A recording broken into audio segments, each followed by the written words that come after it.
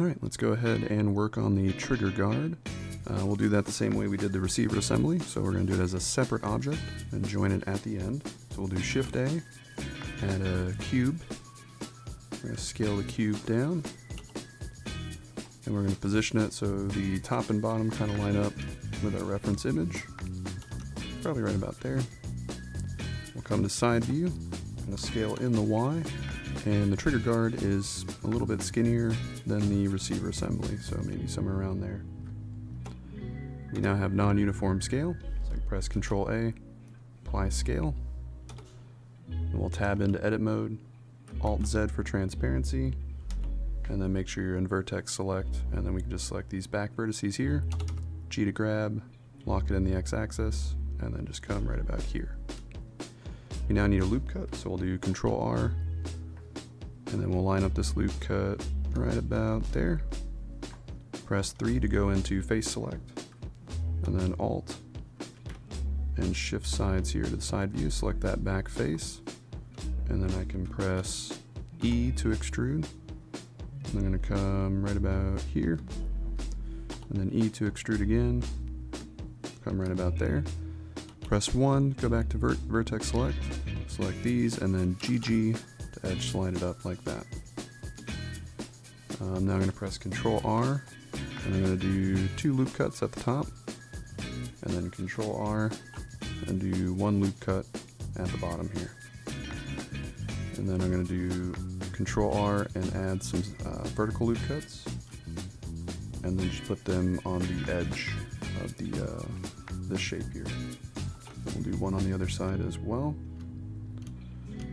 And this will give me an area where I can basically shape the trigger guard a little bit better. And I'm just pressing GG to edge slide these vertices around. Doesn't have to be perfect, just the subsurf will take care of all the harsh edges.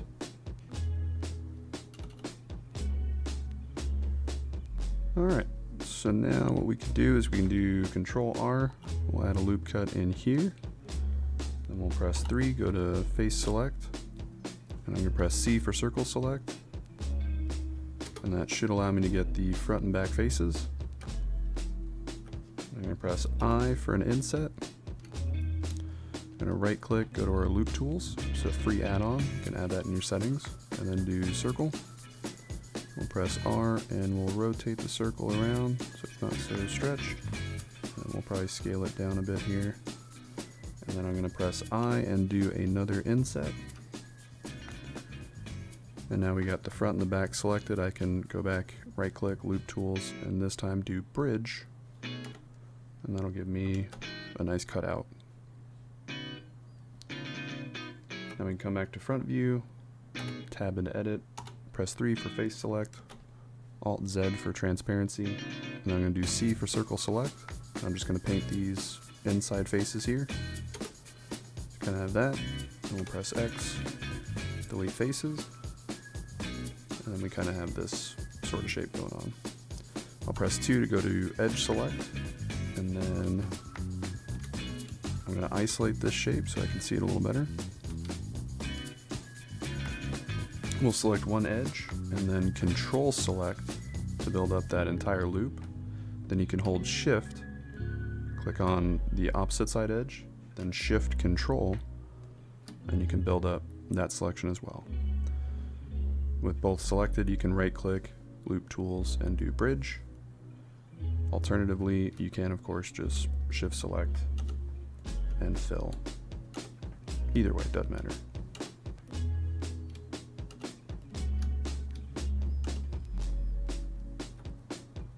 Alright, now we can press Control R, and we'll add a loop cut in the middle of each of these. And then we'll press 3, we'll go into face select. I'm going to select these front 4 faces here. And then I can press I, do an inset, do it pretty wide so you have a nice supporting edge on the side, so kind of like that. But we can only do one at a time now, so we're going to select just one side. We'll come into front view, Alt Z, E to extrude, X to lock it in the X-axis, and just come back just a smidge, and then scale in the X to 0. Make sure your pivot point is either individual origins or median point. And then we're going to do the same thing now with the other side. We got to be real careful with this one because we have that loop cut.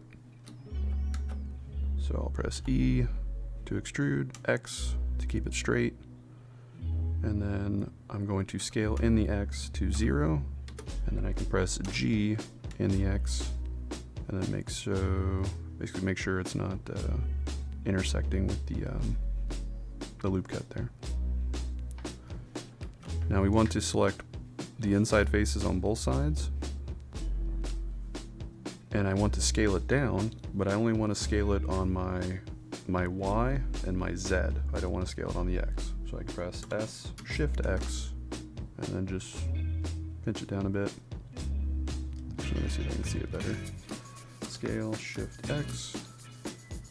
I think somewhere around there is probably good. That way it doesn't intersect the outside loop. Then you can right click, Loop Tools, do a bridge. And just like that, you got a decent trigger guard. You can add a Control 2, right click, Shade Smooth. Now we're going to add supporting loops, but we're not going to do that now. We're going to do that after we join the object together. So you can basically, don't follow along with this next part, but I can just kind of demo and show you what it'll look like. But essentially all we're going to be doing is just the support loop here, support loop there. The reason we don't want to do that or do this now is because we're going to be joining these two pieces together. And if we add the loop cuts now, it's more geometry that we're going to have to basically weld, which basically just means more work. So we might as well just say, you can always add the loop cuts after you join, since we're working with quads. It's a little bit easier. If you're not working with quads, then yeah, you probably want to do this now. I guess it depends on your workflow that you're doing, really. And then we can add loop cuts here. I'll just show you at least what it looks like.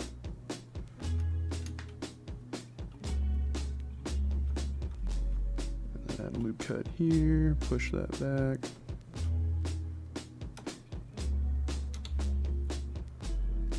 And so far, so good.